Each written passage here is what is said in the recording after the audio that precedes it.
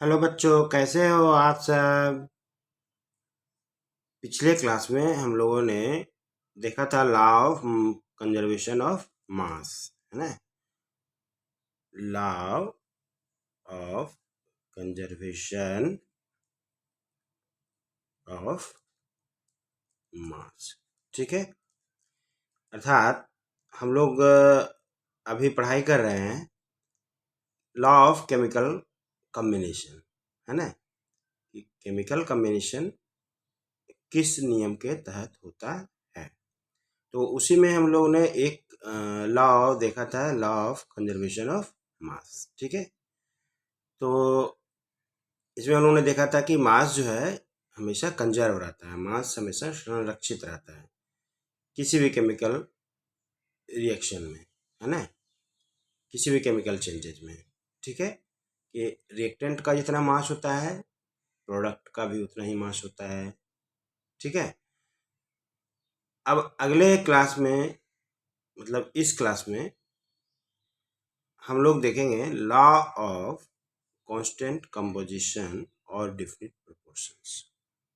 दूसरा लॉ है ना। दूसरा लॉ है लॉ ऑफ कांस्टेंट कंपोजिशन और डिफिनिट प्रोपोर्शंस। अर्थात कि कोई भी मैटर हो, है ना, कोई भी केमिकल कंपाउंड हो, ठीक है। केमिकल कंपाउंड कोई भी हो, वो always contains the same elements combined together in fixed proportion by mass, ठीक है।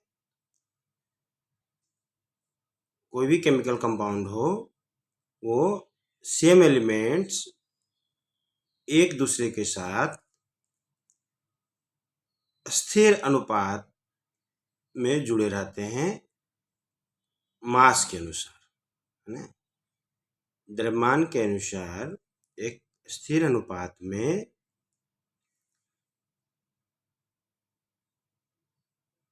जो एलिमेंट्स होते हैं उस केमिकल कंपाउंड के वो आपस में जुड़े रहते हैं। इसको कौन बताया था, इस नियम को जेएल प्रॉस्ट ने, है ना। इस नियम को कौन दिए थे, जेएल प्रॉस्ट ने। कब दिए थे, 1799 में, 1799 में, है ना। तो उन्होंने ये बताया था कि केमिकल कंपाउंड हमेशा, किसी भी केमिकल कंपाउंड में जो एलिमेंट होते हैं वह आपस में मास के द्वारा, है ना, एक स्थिर अनुपात में कंबाइन करते हैं, ठीक है। इसको स्थिर अनुपात का नियम भी बोलते हैं हिंदी में, है ना। तो इसका मतलब ये हुआ कि chemical compound has a fixed composition and does not depend on the method of its preparation और the source from it has been obtained. अर्थात इसका कोई मतलब नहीं होता है कि वह कंपाउंड कहाँ से बना है, कैसे बना है, ठीक है, किस सोर्स से बना हुआ है, इससे उसका कोई मतलब नहीं है। अगर वो कंपाउंड है ना, तो उसमें जो एलिमेंट रहेंगे वो एक स्थिर अनुपात में जुड़े हुए रहते हैं, है ना, अकॉर्डिंग टू मास। याद रखिएगा, अकॉर्डिंग टू मास। तो जैसे हम लोग एग्जांपल देखते हैं, H2O है ना, H2O है, जल है। अब जल को आप किसी भी सोर्स से ले लीजिए या कि एक्सपेरिमेंटली आप इसको बना लीजिए, ठीक है। तो उसमें हाइड्रोजन और ऑक्सीजन होंगे, हमेशा हाइड्रोजन और ऑक्सीजन होंगे, है ना। हाइड्रोजन और ऑक्सीजन होंगे, वो किस अनुपात में मिले रहेंगे, तो हाइड्रोजन 2:16, है ना। ऑक्सीजन का मास है 16, तो 1:8, यानी 1:8 के अनुपात में हमेशा वो आपस में जुड़े रहेंगे। यानी 1 भाग हाइड्रोजन रहेगा, 8 भाग ऑक्सीजन रहेगा, ठीक है। 1 भाग हाइड्रोजन रहेगा और 8 भाग ऑक्सीजन रहेगा। उसी तरह से CO2 है ना, कार्बन डाइऑक्साइड है। तो आप कार्बन डाइऑक्साइड के लिए कोई भी सोर्स ले लीजिए, कहीं से भी कार्बन डाइऑक्साइड आ जाए, ठीक है, तो वो हमेशा देखो कार्बन का 12 और 16 × 2 जा अब इसको जब हम कट करेंगे तो 3:8, यानी 3:8 के अनुपात में ये कार्बन डाइऑक्साइड में कार्बन और ऑक्सीजन जुड़े रहते हैं।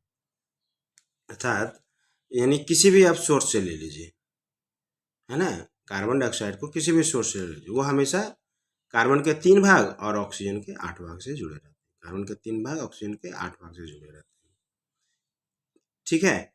तो ये मैटर नहीं करता है कि सोर्स क्या है, उस कंपाउंड का सोर्स क्या है ना। अगर वो कंपाउंड है तो उसमें मास के अनुसार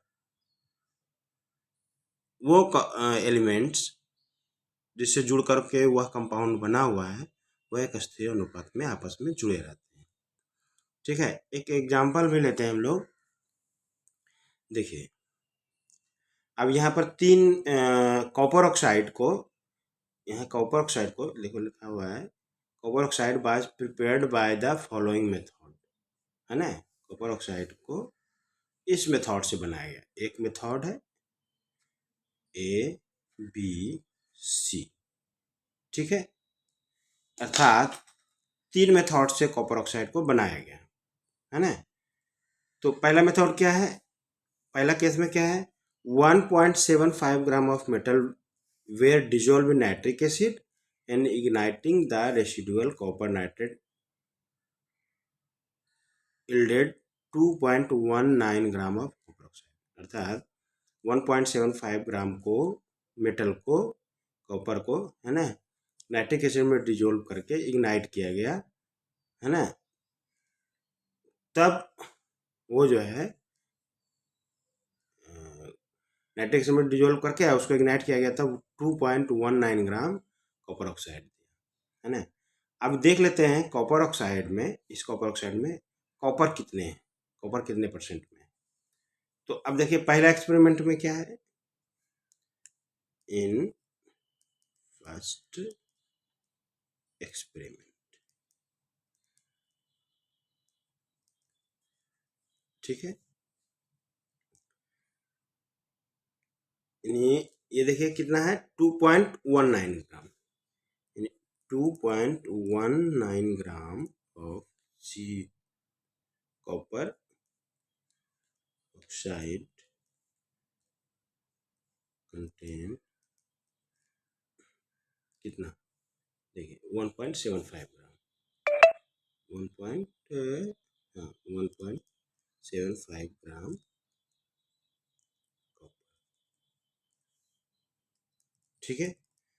तो 1 ग्राम में कितना हो जाएगा, 1.75 अपॉन 2.19, इसलिए 100 ग्राम, क्योंकि परसेंटेज में हम लोग निकालेंगे ना तभी कंपेयर हो पाएगा। 1.75 2.19 इंटू, यानी जब आप इसको सोल्व करेंगे तो ये आएगा 79.91 ग्राम कॉपर, ठीक है, यानी इतना ग्राम कॉपर आएगा। अर्थात कॉपर का परसेंटेज कितना हो जाएगा 79.91 परसेंट, ठीक है। तो पहला एक्सपेरिमेंट में हम लोगों ने देखा कि टू कॉपर ऑक्साइड में, उस कॉपर ऑक्साइड में 79.91 ग्राम है, ठीक है। अब हम लोग दूसरे में देखते हैं, देखिए in second case 1.14 gram of metal dissolved in nitric acid were precipitated as copper hydroxide by adding caustic alkali solution. The precipitated copper hydroxide after washing, drying and heating yielded 1.43 gram of copper oxide. अर्थात second experiment किया गया तो 1.43 gram copper oxide प्राप्त हुआ 1.14 ग्राम metal से। तो अब इसमें देखते हैं कितना परसेंटेज में है ना। तो 1.43 इन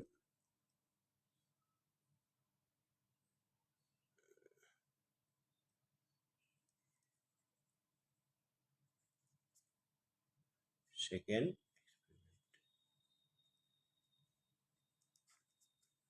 1.43 ग्राम of copper oxide contains 1.14 gram of copper। ठीक है, इसलिए 1 ग्राम 1.14 अपन 1.43 है ना, इसलिए 100 ग्राम 1.14 1.43 इंटू 100। जब इसको सोल्व करेंगे तो ये आएगा लगभग 79.72 ग्राम कॉपर, है ना।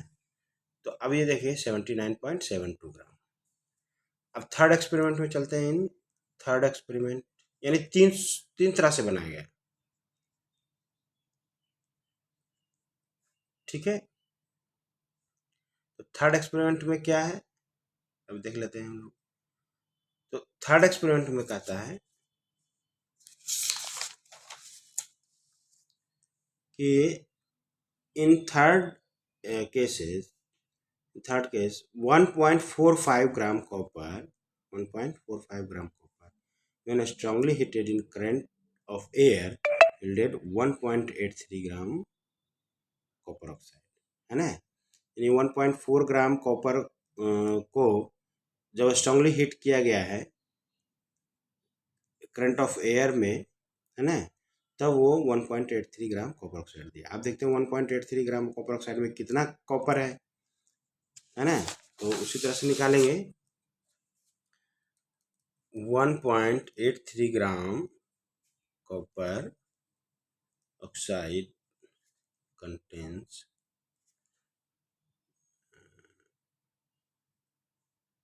1.46 1.45 ग्राम कॉपर